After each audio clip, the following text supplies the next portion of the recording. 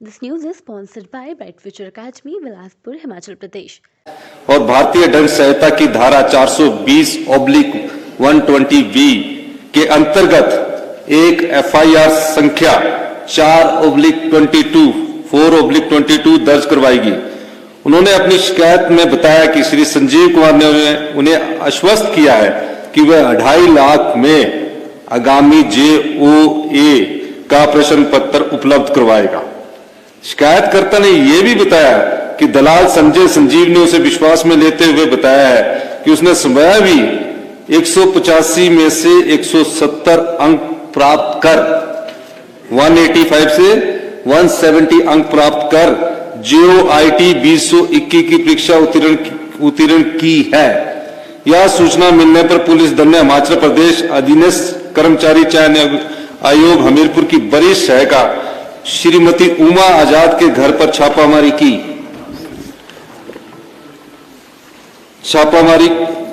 जहां की शिकायतकर्ता को प्रश्न पत्र सौंपने के लिए ले जाया गया था।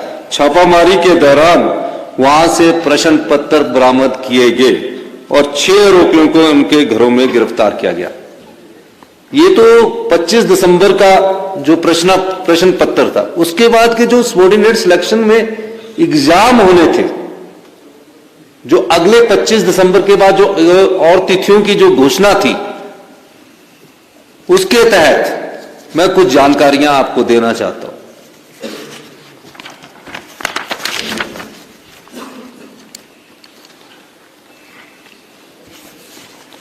क्योंकि पैसे का आपको पता लग गया है।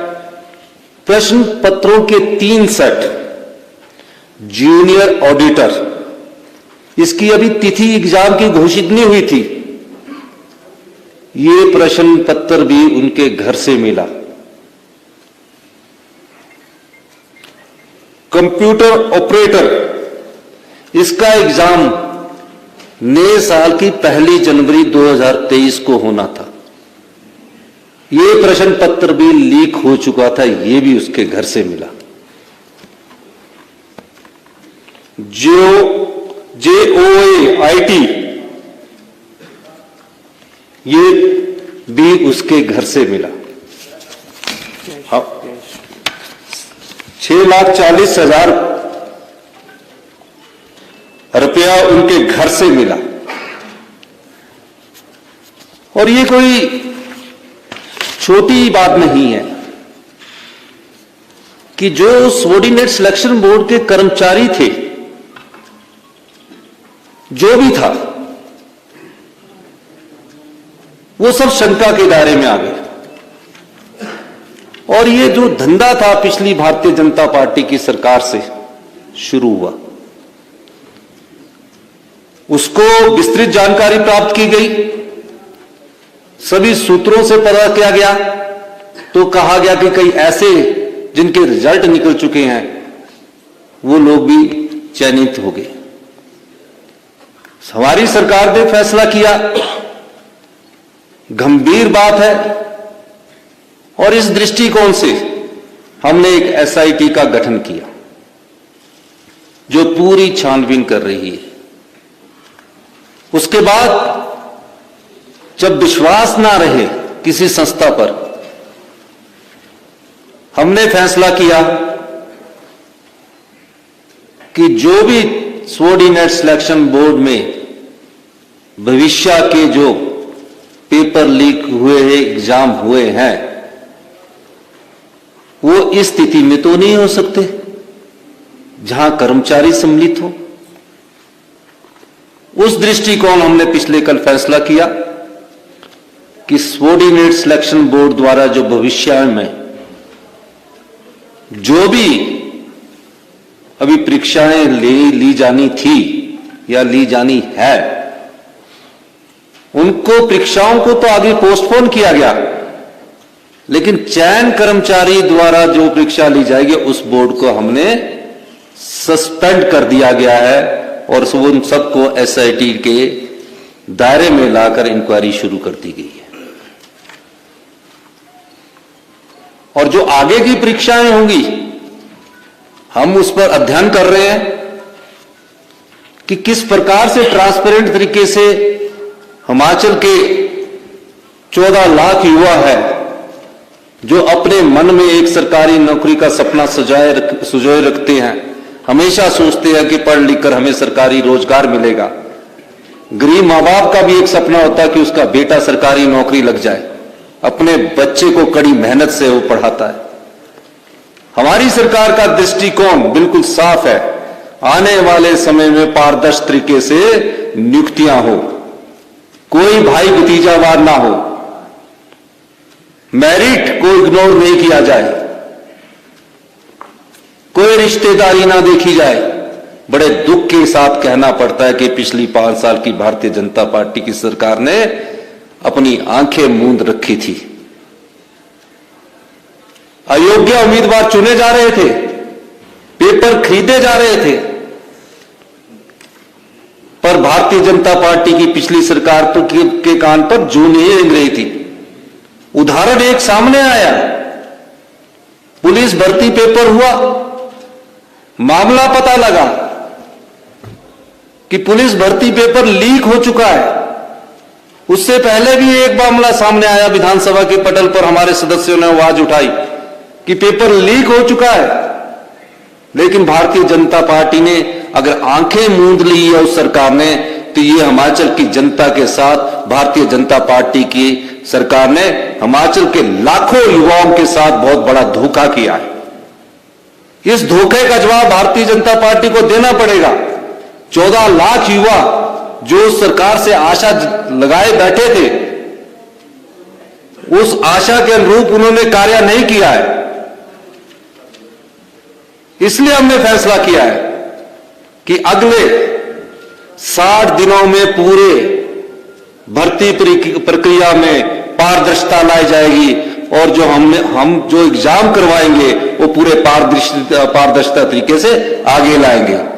और जो भी पेपर लीक करने वाले सम्मिलित होंगे उनके तहत एक्ट में हम प्रोविजन देख रहे हैं कि कोई स्ट्रिक्ट एक्शन कैसे लिया जा सकता है, उस दृष्टिकोण से भी हम कार्य कर रहे हैं। इसलिए मैं आप लोगों से ये कहने आया हूं कि जो सरकार पिछली थी उस सरकार की भी गलतियां हैं। हम सारी जानकारी अभी और एकत्रित कर रही है, कुछ और सनसनीखेज जानकारियां हम आने वाले वक्त में आपके सामने लाएंगे। लेकिन सबॉर्डिनेट सिलेक्शन बोर्ड को पिछले कल हमने बैठक की, अधिकारी महोदयों से, विधायक नेताओं से हमने पूछा और एक नीतिगत फैसला किया गया कि इसकी वर्किंग को पारदर्शिता लाना पड़ेगा। होता क्या है, इन संस्थानों में जो व्यक्ति पीएन लग जाता है वो यहीं प्रमोशन लेगा, यहीं से रिटायर होगा, यहीं से प्रमोशन लेगा, यहीं से रिटायर होगा। वो 35 साल तक एक ही संस्थान में लगा रहेगा। और जो 35 साल में एक संस्थान में लगा रहेगा, जो ये महिला पकड़ी गई है, इसके बेटे ने टॉप किया, भारतीय जनता पार्टी की सरकार थी तब भी उनकी आंखें नहीं खुली। हमने फैसला लिया कि इस सबॉर्डिनेट सिलेक्शन बोर्ड को, उनके सभी अधिकारियों को जो सरकारी है उनको हम शिमला बुला दिया, बाकियों को सबको सस्पेंड कर दिया। और हम आगे ये फैसला कर रहे हैं कि अगली जो चयन प्रक्रिया है उसमें पारदर्शिता लाई जाएगी और 60 दिन के अंदर जो इंटरव्यू कैंसिल हुए हैं उनको द्वारा से किस एजेंसी के द्वारा शुरू किया जाएगा उसका फैसला आने वाले वक्त में आपको बता दिया जाएगा। जिन भी युवा साथियों ने हिमाचल प्रदेश में रिटन एग्जामिनेशन पास कर चुके हैं, मेहनत करके रिटन एग्जामिनेशन पास कर चुके हैं, हम वो भी देखेंगे कि कहीं वहां भी कोई पेपर लीक की वारदात तो नहीं हुई है। अगर पेपर लीक की कोई वारदात नहीं होगी तो उनके डॉक्यूमेंटेशन वाला जो इंटरव्यू है उसको भी हम आगे बढ़ाएंगे। और आने वाले समय में हम हिमाचल के युवाओं को यह विश्वास देना चाहते हैं कि हम पूरी तरह से एक पारदर्शी, नैतिक से भरपूर ट्रांसपेरेंट सिस्टम लाएंगे और अगली भर्तियां भी हम जल्दी ही शुरू करेंगे। जितने भी सरकारी रोजगार है उनको रोजगार के अवसर उपलब्ध करवाएंगे। आप लोगों ने मेरी बात सुनी, कोई सवाल पूछना चाहता है? आपका बहुत बहुत धन्यवाद। अभी जहां की शिकायत आई है उस पर कार्रवाई की गई है।